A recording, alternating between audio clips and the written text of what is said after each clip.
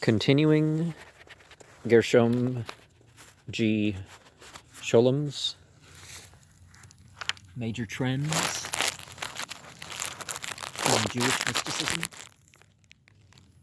We are in the Zohar 2, the Theosophic Doctrine of the Zohar. In the Gnostic speculations on the male and female aeons, i.e. divine potencies, which constitute the world of the pleroma, the fullness of God, this thought is assumed a new form in which it became known to the earliest Kabbalists through the medium of scattered fragments.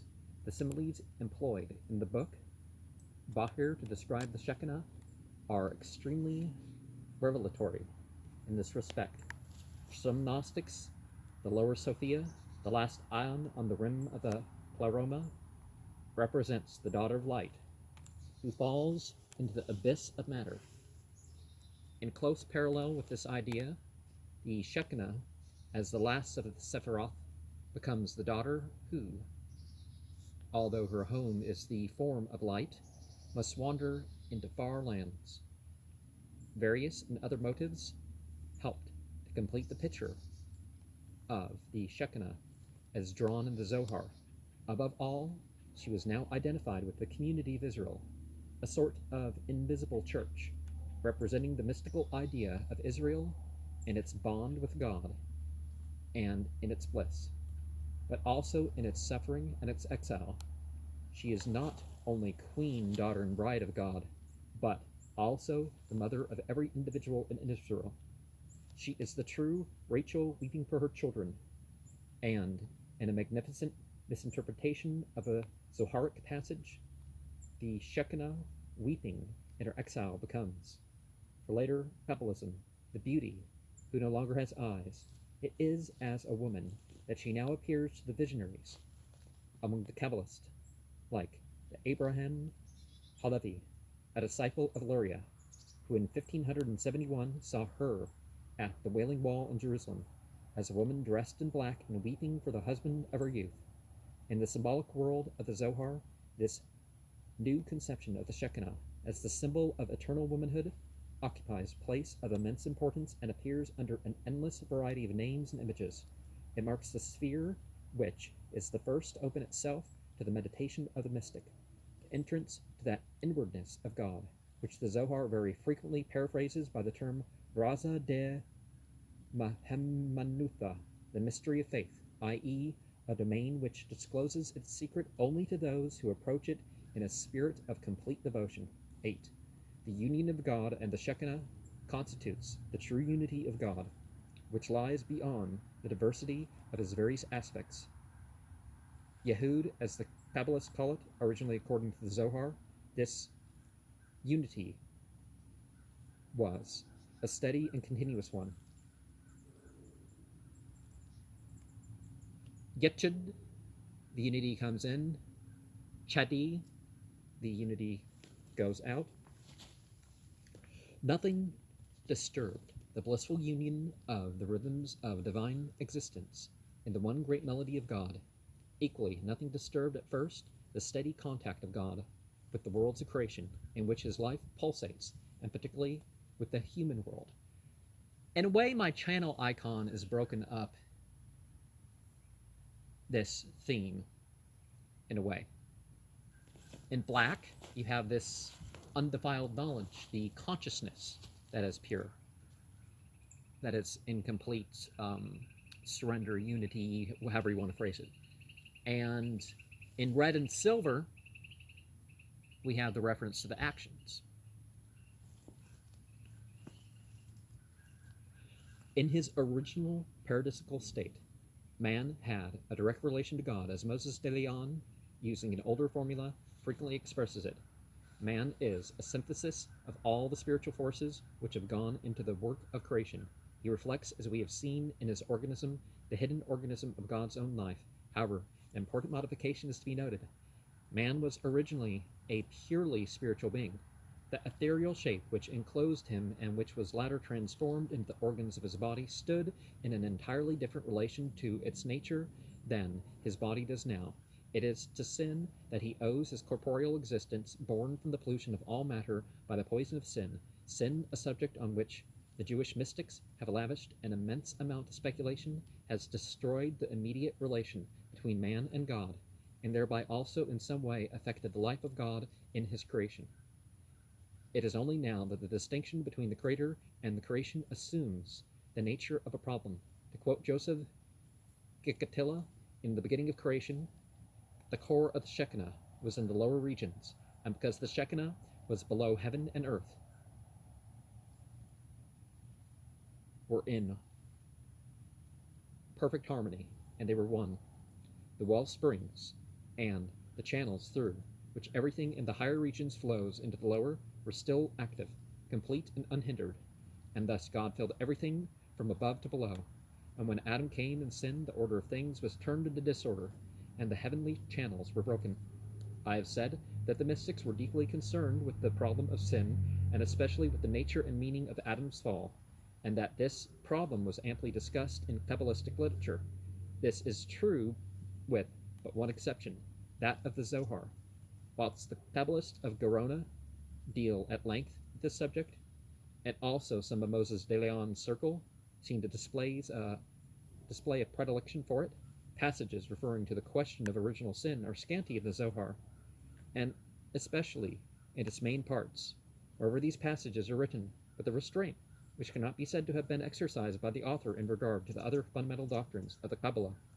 The meager treatment of the subject in the Zohar is also in sharp contrast with the profusion with which the problem was discussed in the contemporary Kabbalistic work. Ma'araket ha-Elohut, the order of the Godhead. Well, of the divine powerness, I guess you could say, too, because you don't have to believe in Godhead to believe in something divine.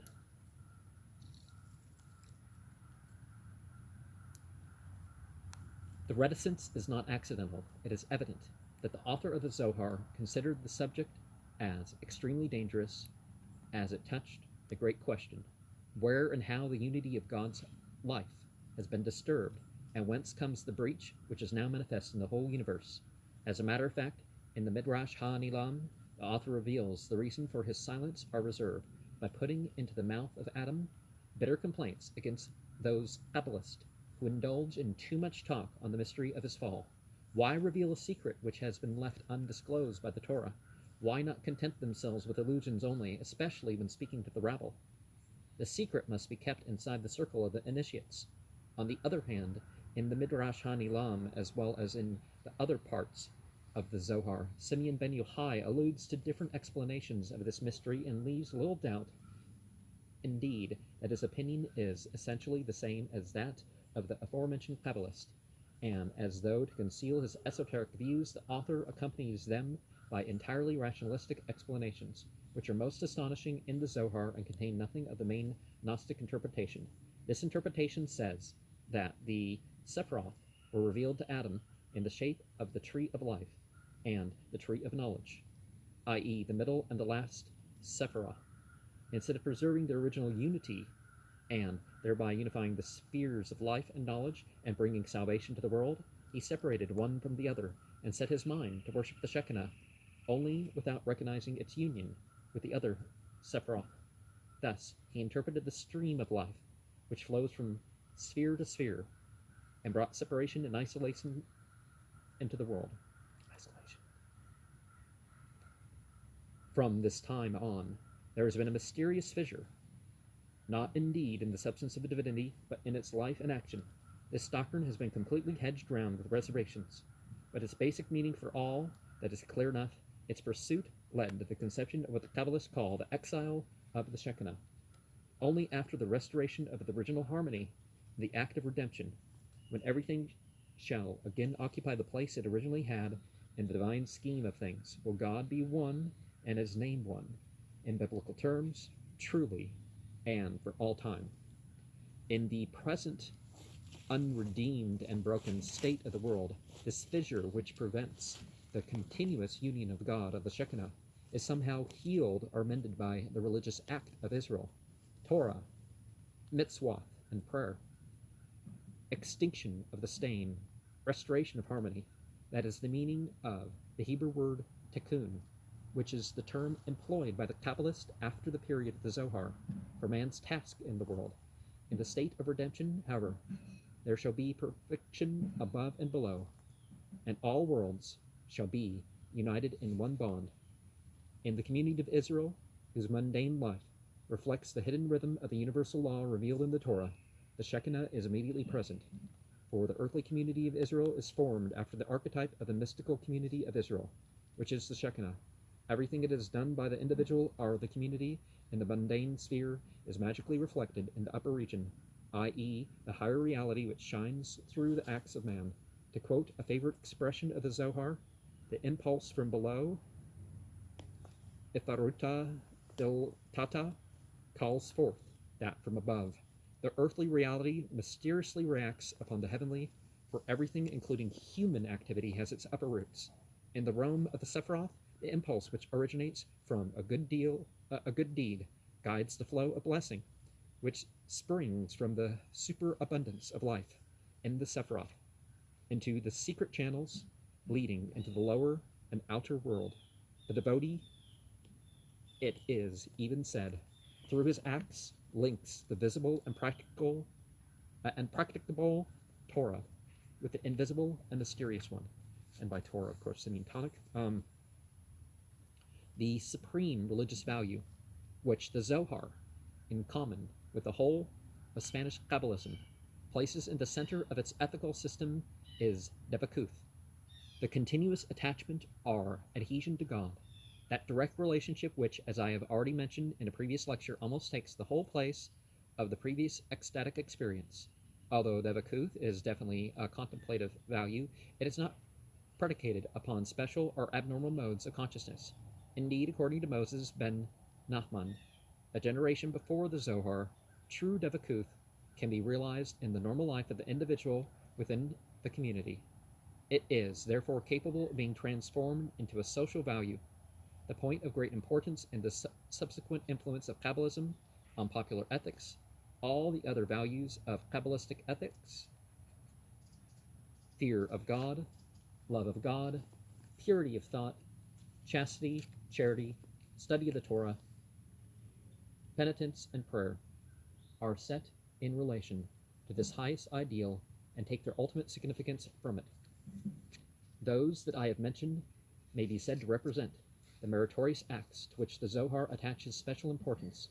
Together they constitute an ideal which unites, through a mystical revaluation, the virtues of the poor and the devotee in a manner interesting also from the point of view of social ethics. In harmony with this tendency, the Zohar, for the first time in the history of rabbinical Judaism, lays special stress on the glorification of poverty as a religious value. Well, it's not whether you're rich or poor, it's what you do about it, right?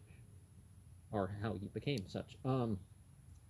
It has been suggested by F.I. Barr that this mood reflects the influence of the popular movement led by the radical wing of the Franciscans, known as the Spirituals, which spread through southern Europe in the 13th century, the Common Era, and found its most impressive representative in Petrus Olevi in Spain during the very years in which the Zohar was written. Whatever the facts, it is undeniable that the glorification of poverty found in the Psalms was considerably dimmed in the later development of rabbinical Judaism until its revival in the Sefer Hasidim on the one hand and in the Zohar on the other. To the mystic, the poor are God's broken vessels.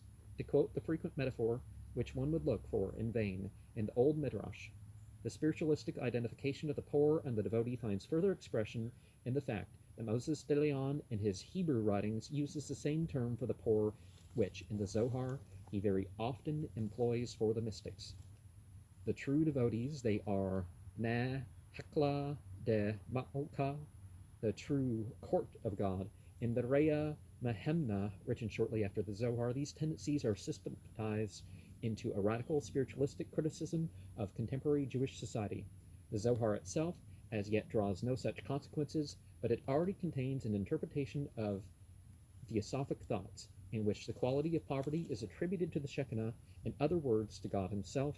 In the last of his manifestations, the Shekinah is poor, for she has nothing from herself, but only what she receives from the stream of the Sephiroth. And in that way, we're all poor, because we have only what God has allowed us to have, right? The alms from which the poor live symbolically reflect this mystical state of the Shekinah. The just or righteous man, the tzaddik of the Zohar, therefore, is he who attains to the state of Devakuth with God.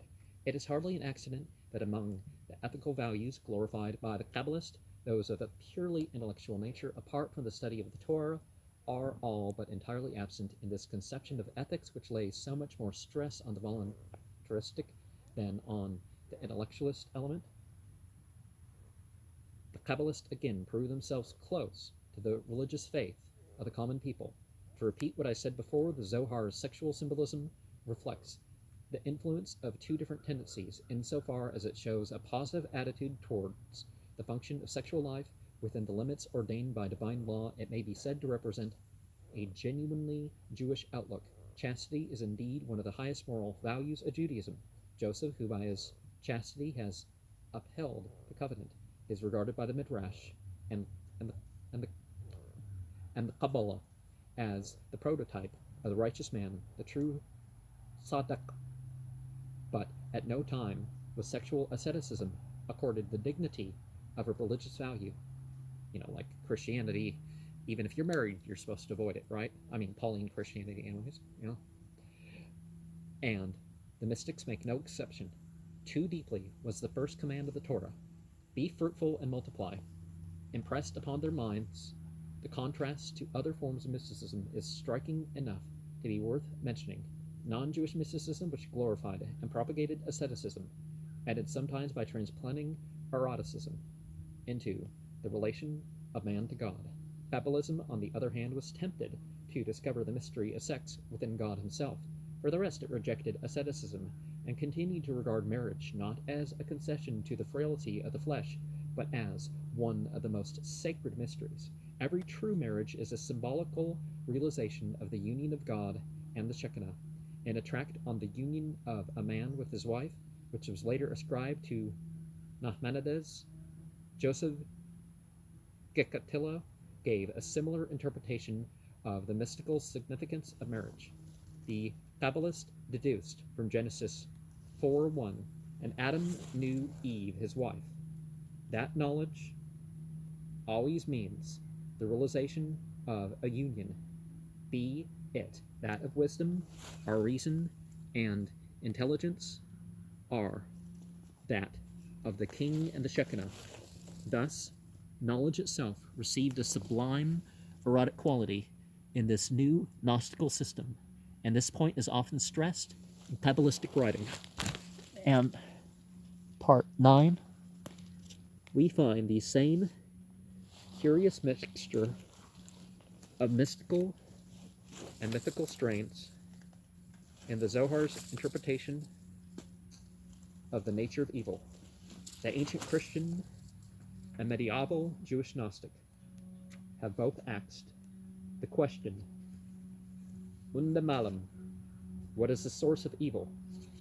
For this theosophical school of Kabbalism, which, in addition to a definite similarity in outlook, was through certain channels historically connected with Gnosticism. This was indeed a fundamental question. In dealing with it, as I propose to do now, one becomes more than ever aware of the difference between religious and intellectual motives of thought. To the intellect, the problem is no real problem at all. All that is needed to understand that evil is relative, more that it does not really exist.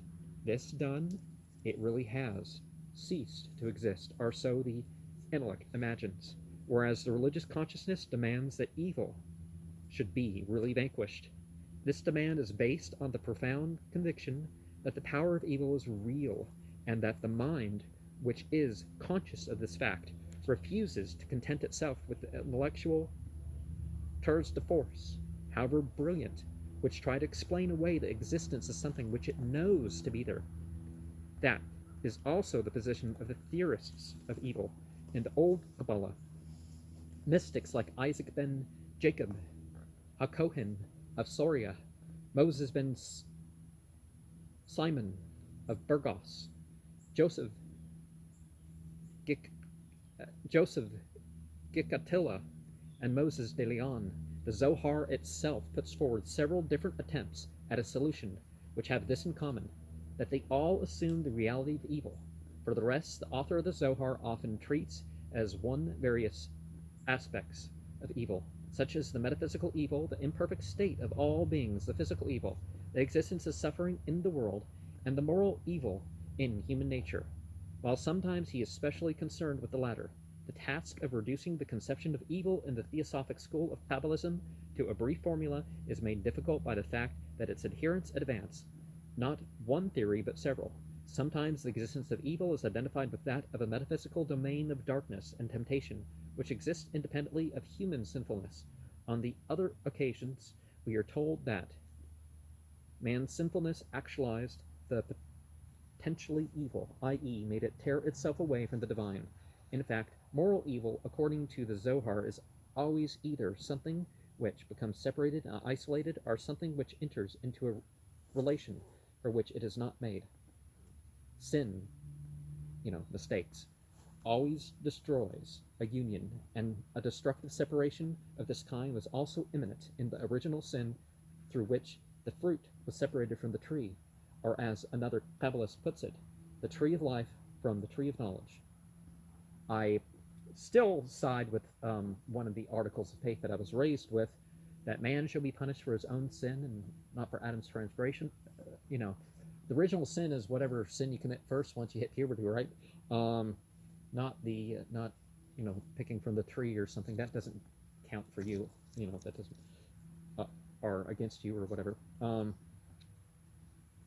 If a man falls into such isolation, if he seeks to maintain his own self instead of remaining in the original context of all things created, in which he too has his place, then this act of apostasy bears fruit in the demiurgical presumption of magic, in which man seeks to take God's place and to join what God has separated. Evil thus creates an unreal world, a false context. After having destroyed or deserted the real, however, the fundamental causes of evil lie deeper than that. In fact, they are bound up according to an important Zoharic doctrine with one of the manifestations are Sephiroth of God. This must be explained. The totality of divine potencies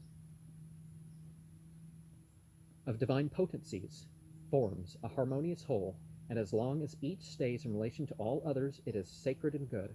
This is true also of the quality of strict justice, rigor, and judgment in and by God, which is the fundamental cause of evil. The wrath of God is symbolized by his left hand, while the quality of mercy and love, with which it is intimately bound up, is called his right hand. Well, it's not that simple if you be all fundamentalist about it, because the mercy kind of requires the judgment, but the judgment isn't always a negative thing. The striving sphere is very often non-violent, and all that. It's just doing what needs to be done, even if it's difficult. And if you look at the other sphere, go from the red over to the blue,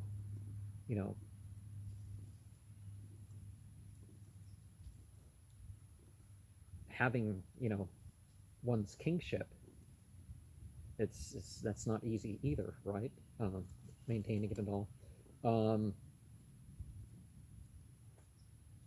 And that can mean one's position in the world. One doesn't have to lord over everybody or something to be jovial, The one cannot manifest itself without involving the other. Not sure if that's entirely true either. Thus, the quality of stern judgment represents the great fire of wrath, which burns in God, but is always tempered by his mercy.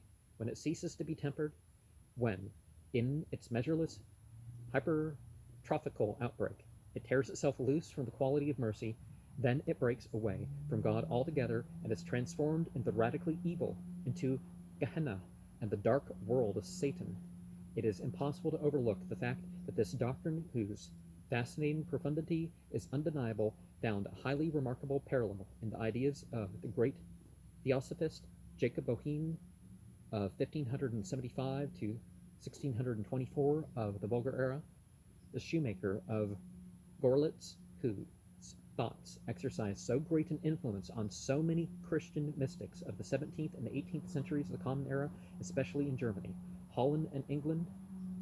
Boehme's doctrine of the origins of evil, which created such a stir, indeed bears all the traits of Kabbalistic thought.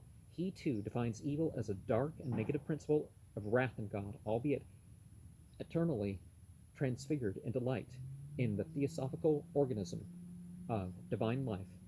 In general, if one abstracts from the Christian metaphors in which he tried, in part at least, to express his intuitions, Boehme, more than any other Christian mystic, shows the closest affinity to Kabbalism precisely where he is most original. He has, as it were, discovered the world of Sephiroth all over again. It is possible, of course, that he deliberately assimilated elements of Kabbalistic thought after he had made, in the period following upon his illumination, the acquaintance through friends who, unlike him, were scholars. At any rate, the connection between his ideas and those of Theosophic Kabbalah were quite evident to his followers.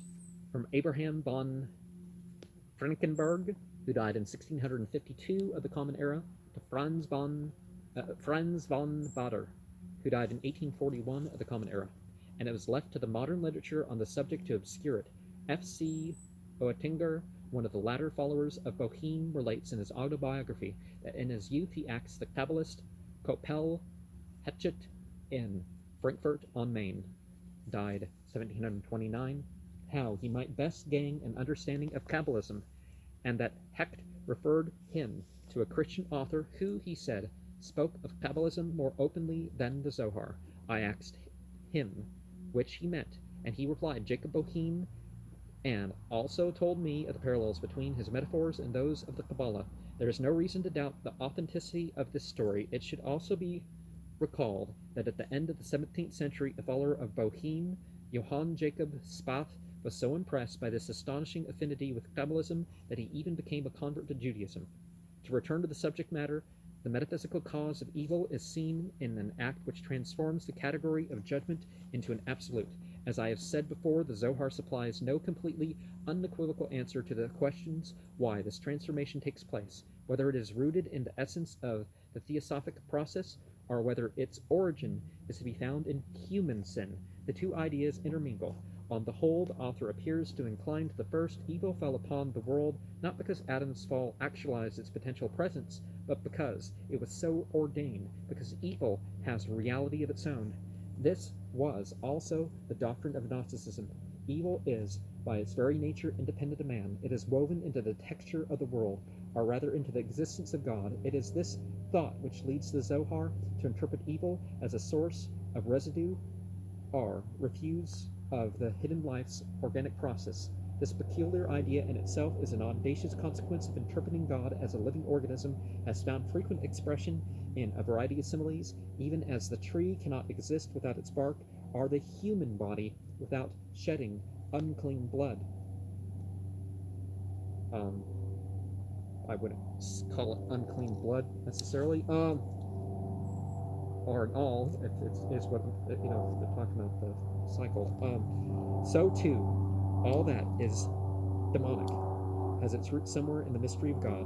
The incompatibility of these varying explanations does not appear to have struck the author of the Zohar, who sees no contradiction in alternatively using metaphysical and physical or biological metaphors. One of these metaphors has become predominant in later Kabbalism. It is that which considers evil as the klippa, or the bark of the cosmic tree, or the shell of the nut. The nut, as a symbol of the Merkabah, was taken over by the Zohar from the writings of Adayazar of Worms. It is true that some Kabbalists of this school have advanced another theory, according to which evil represents an illegitimate inroad upon the divine realm of light. and that it becomes evil only because something which is good in its right place tries to usurp a place for which it is not fitted. Thus Joseph Gicatilla, who laid great emphasis upon this point. The Zohar, on the other hand, takes an entirely different view. According to its author, evil is indeed something which has its ordained place, but in itself is dead. It comes to life only because a ray of light, however faint, from the holiness of God falls upon it, or because it is nourished and quickened by the sin of man. By itself, it is simply the dead residue of the process of life. A spark of God's life burns even in Samael,